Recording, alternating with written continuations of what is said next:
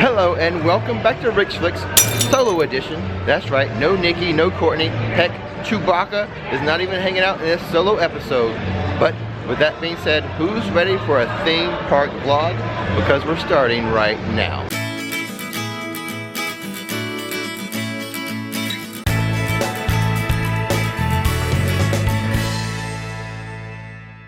Okay, so here's the plan for today.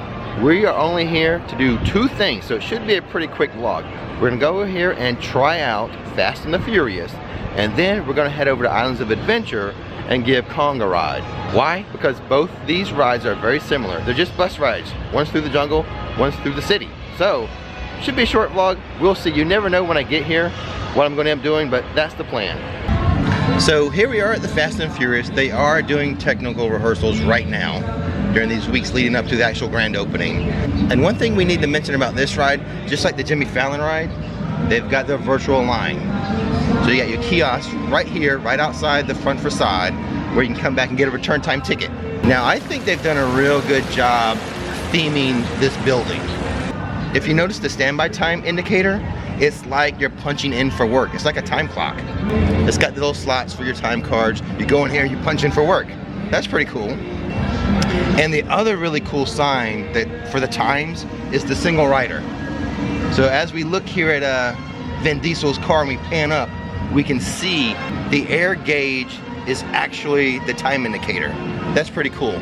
So they just took really cool aspects of this building and built it in to the theming, like the pipes here. What's the height requirements? All you gotta do is look at these two pipes and see. That's pretty cool. They're pretty slick with this outside facade. And here we go. They have just released the crowd. It's a stampede. It's a stampede for Fast and the Furious.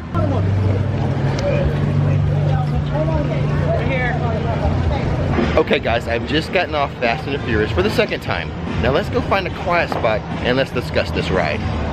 Okay guys, let's talk about this queue. Now it's really loud in here with all the people talking and the music from the cars and stuff. So I thought it'd be a good idea to find a quiet spot to discuss this.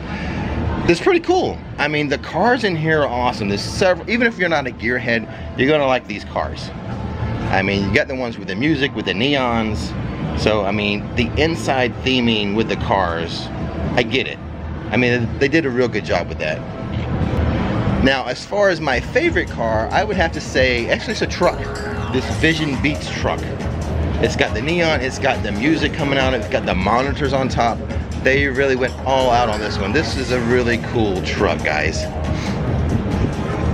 So the queue is designed to, I think, about 3 phases. You've got the warehouse phase where you're walking through looking at the cars and the auto parts and such. And then you have what they call the break room or the family room. Well, we're meeting up at Sullivan's Garage for the after party, and while Tej works on your rides, you guys enjoy the break room. My brother calls this the family room.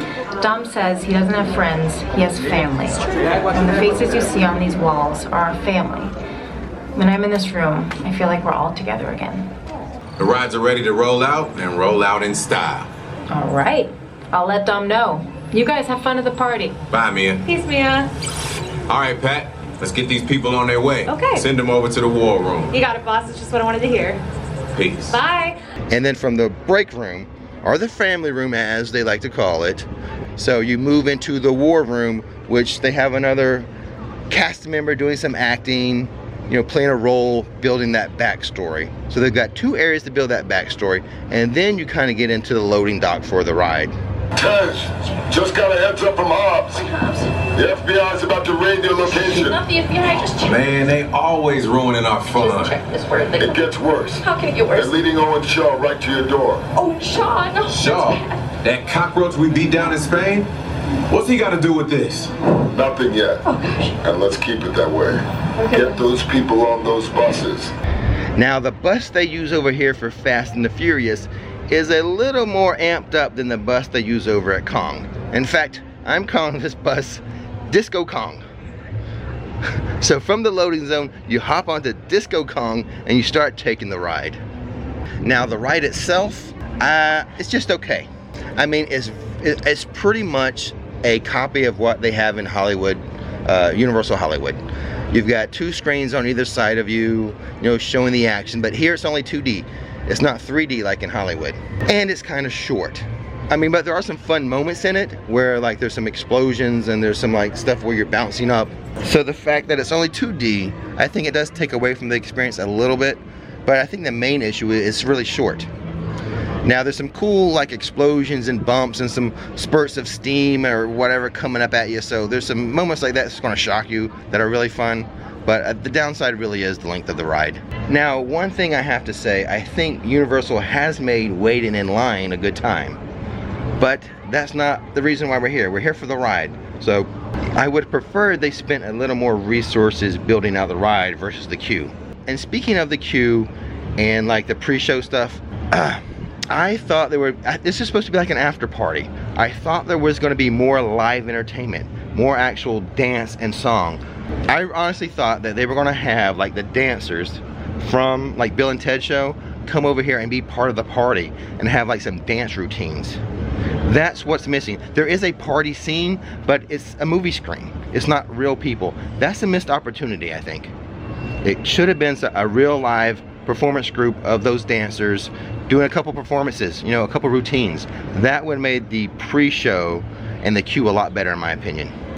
So my final thoughts on the ride, it's good. It's fun. I mean, it's a nice little thing to do while you're here. It's not gonna bring me into the park, but if I'm in the park, it's a nice something to do. So that's my thoughts on it. But if you're here, I mean, you should check it out anyway. Now, let's go compare to the Kong ride. Wait a second, guys. I almost forgot. We can't go to Kong right now. Nikki painted a rock for me to hide. She would kill me if I didn't do that. So let's go ahead and hide this Fast and the Furious rock that Nikki did. And in fact, we actually have the time-lapse ready for that. We'll put it up, a link in this corner right here. Go check out that time-lapse photo, or actually video of Nikki painting this rock. But for now, let me find a good spot, an easy spot to hide this rock.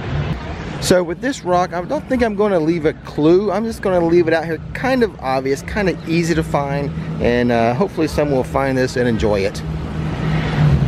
Okay, one thing I do need to note, a difference between the Kong ride and Fast and the Furious. In Kong, you don't want to sit in the front, you want to sit in the back. But Fast and the Furious, you do want to sit near the front because you can see what's happening in front of you. So that's one big difference between the two rides. Fast and the Furious, sit in the front, Kong, sit in the back.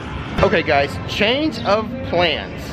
The wait times are so short, I want to stay here at Universal Studios. I can just find some footage of Kong and overlay my opinion, which I'm going to give you right now. Okay, let's start with the outside theming of Kong. It's not bad. I mean, they have this big Kong skull carved into the rocks here, and they've got the big door.